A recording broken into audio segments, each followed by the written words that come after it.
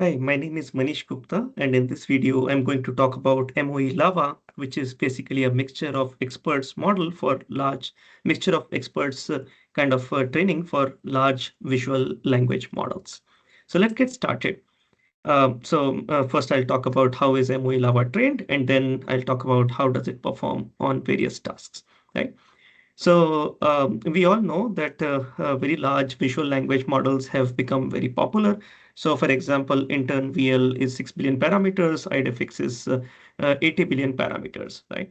However, we also know that recently people have shown that if you take Mistral and create a Mistral MOE 8 cross 7 billion model, that model is equivalent to Llama 2 70 billion with much lesser compute, right? So this one basically has just 43 billion parameters, of which around 13 billion are active at any point of time. So 13 billion is much smaller compared to 70 billion, but still gives you reasonably similar results. And that is what motivated these folks to actually think about MOE Lava. MOE Lava basically incorporates a specific kind of training. They call it MOE tuning for large visual language models. Okay. In fact, MOE Lava is trained in a three-stage manner, which I'll talk about, which you see on the right side. Stage 1, 2, and 3, right? So MOE Lava basically, of course, has a Lava kind of architecture. So essentially, you take the text. Of course, every input has image and text. So you take the image, pass through the vision encoder, and then you take the text, you pass through some sort of text encoder, let's say word embedding computation, right? So vision encoder encodings basically are passed through a projection layer so that the text so that the vision embeddings are in the same space as the language embeddings. And then, of course, you pass them through these transformer layers, transformer decoder layers, self-attention and feed forward, so that it finally generates the text caption, right? So in the stage one of the MOE Lava training, you basically keep everything frozen, but only train this projection layer. The projection has to be trained nicely. Stage two, you basically fix the vision encoder, but train the projection word embeddings, basically the text encoder part and the entire layers, the self-attention and feed-forward layers of the entire transformer decoder. Okay. Stage three is basically where the MOE starts, or other MOE training is done. So you basically, MOE is mixture of experts, which basically means that rather than having single feed-forward layer, you have multiple parallel feed-forward layers. So in the stage three, they basically copy these MOE weights, copy these feed forward layer weights, and essentially make like 4 parallel copies, or more parallel copies. But in their experiments, well, they have fixed the number of experts as 4, so they make 4 parallel copies. And they, of course, also have a router which decides which of the expert in the mixture of experts to use given a particular token, right?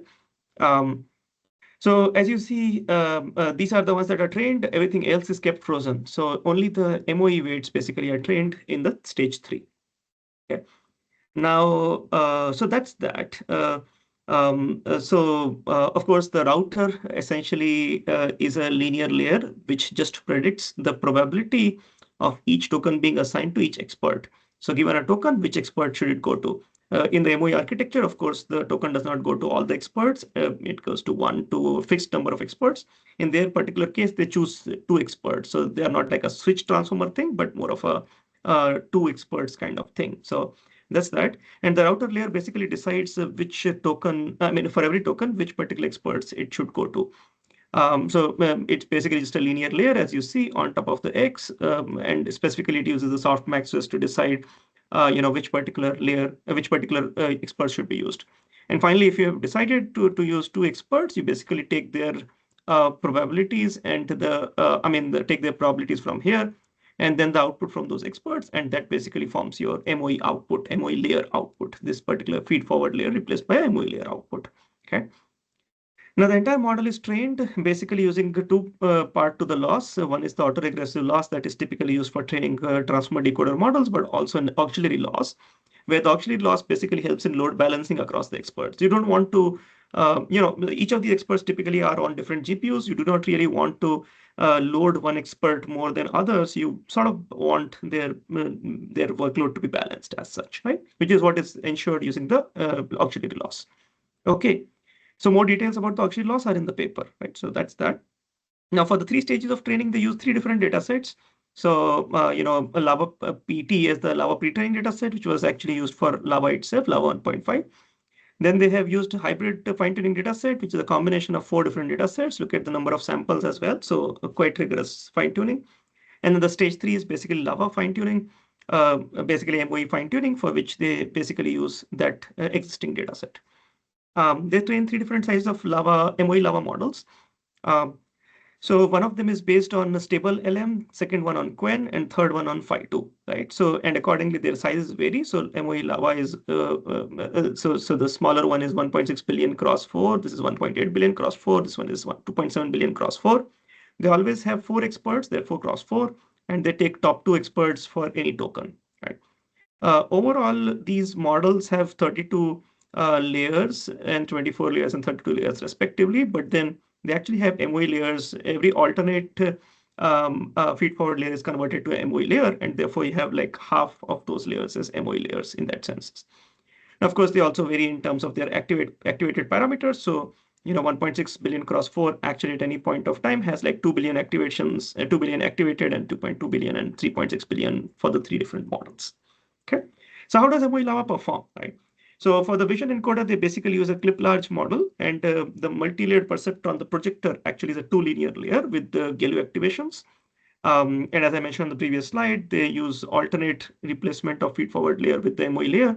Thus, the MOE layers are half of the total. They use an alpha of 0.01. So therefore, most of their loss is autoregressive loss, but a small part is auxiliary loss in that sense. They measure the performance on 2 different benchmark datasets. So one is on object hallucination, using the POPE benchmark. The results are here. They actually compare rigorously across several models. On the x-axis, you have number of activated parameters. Y-axis, you have hallucination benchmark performance. And what you observe is that MOE Lava 1.8 billion cross 4 model has just a little over 2 billion parameters, active parameters. In fact, we can look at it that has like 2.2 billion active parameters, right?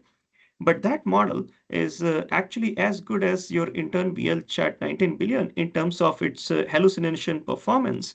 Although it is, as you see, it is like an order lesser in terms of the active parameters, right? So that's that part. Also, what you can observe is that MOE Lava 3.6 billion parameter model, 3.6 billion active parameter model is actually better than Lava 1.57 billion parameter on many other benchmark datasets. So those are not shown here, but on many other benchmark datasets for object hallucination, it was observed that compared to Lava 1.57 billion parameter model, MOE Lava's 3.6 billion parameter model is actually better on Science QA, POP, MMBench, Lava W, and MMWet benchmarks. Okay. Also, now to think about the zero-shot image question answering things. So this is basically this is yet another comparison on image question answering for zero shot. So as you see, the comparison is done across several different benchmark data sets. And well, actually, here are these these results for the benchmarks that I was talking about here. But well, for image question answering, there are these 5 different data sets that they compare, and they compare with dense models versus sparse models. So you see, I mean, the sparse models, of course, they have their MOE Lava variants. As you see, these MOE Lava variants have been trained with the 3 different base LLMs. I mean, it is basically stable LM, Qwen, and Phi2.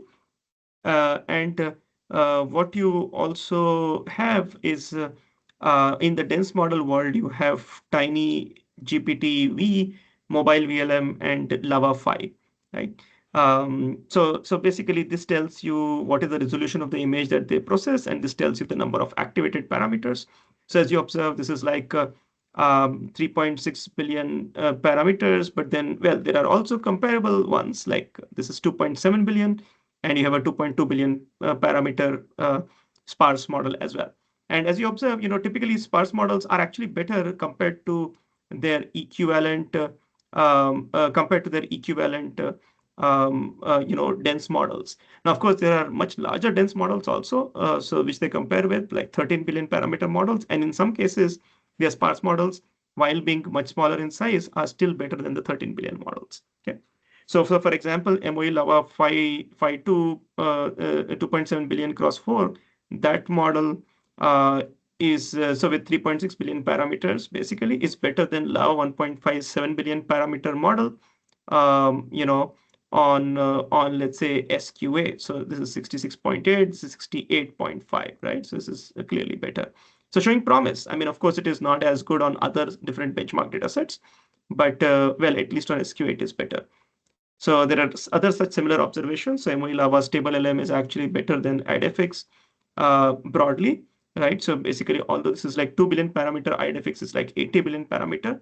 So if you compare this one with the 1.6 billion cross 4, which is this one, you observe that this is 60, while this is 76.7, 45.2, 60.4, 36, 36, and this is 30.9, and this is 50.1. So as you see, it is better compared to the 80 billion parameter model. Right, and again on benchmark toolkits, as we already observed, the 1.8 billion cross 4 is better than the Qwen the Qwen model by itself, right?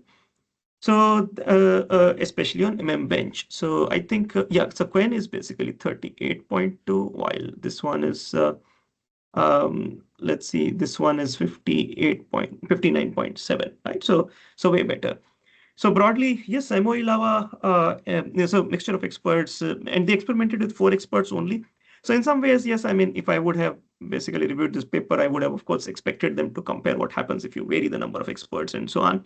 But well, it's a good effort, initial effort towards looking at Lava from a mixture of experts perspective. Here are some results, illustrations. So given this image, if the question is what's happening in the desert, I mean, this is of course a tricky question because it's not a desert image, right? So Lava 1.5 says clearly that there are no deserts in the image. The image features a beach with palm trees and so on. And MOE Lava also does a similar nice job.